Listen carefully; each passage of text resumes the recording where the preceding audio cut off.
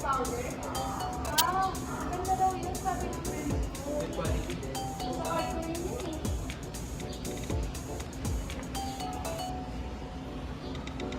Ganda niya oh. Hindi mo alam naman yung powder. Uy, si Kai na pala to. Uy, Kai. Hindi pa lang kita napansin kanina. By the way, si Ben. Zane. Tapos yung boyfriend ni Jason. Di ba siya yung girl na nakita natin kanina? Ah, oo. Hindi ko din nakita eh. Hindi ko din pala nakilala. Uy, ano ba yung bagong labas ng Ever Belena? Ayun ba yung gusto mo? Oo, ang dami kasi nagsasabi na maganda daw yan.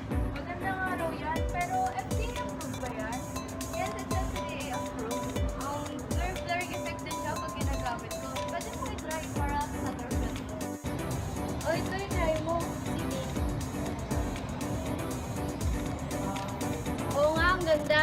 Kaso hindi ko naman shade. Sige na, nabudol mo na ako. Bibili na ako na ito mamaya. Oo, nabibili para sa'yo.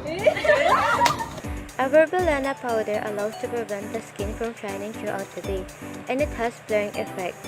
Often enriched with purifying active ingredients like zinc, it reduces shine in certain areas of the face by absorbing excess sebum.